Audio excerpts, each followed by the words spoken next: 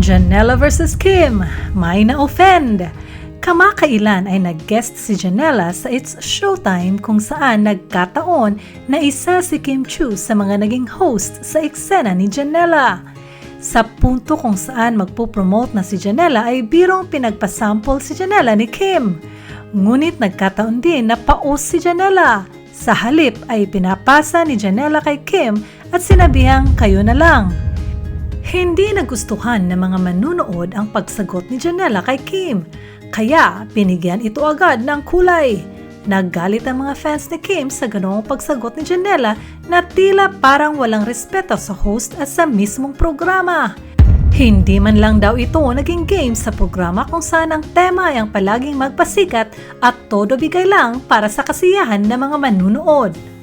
Rumesmak din ang mga fans ni Janella at ito ay pinoprotektahan. Hindi naman daw ito dapat sineseryoso sapagkat totoong paos ang boses nito. Dapat daw ay intindihin na lang dahil may pisikal na karamdaman at hindi sa lahat ng panahon na ang mga guests sa Showtime ay dapat game. May mga exemptions daw dapat. Hindi pwedeng bubuelta na wala sa mabuting pisikal na karamdaman.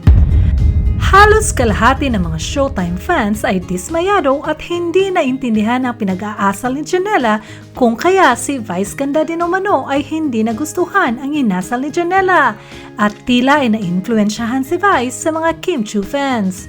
Walang naging pahayag si Kim at Janella sa pagkakataong ito at tinidedma lang nila sa parang walang nangyari.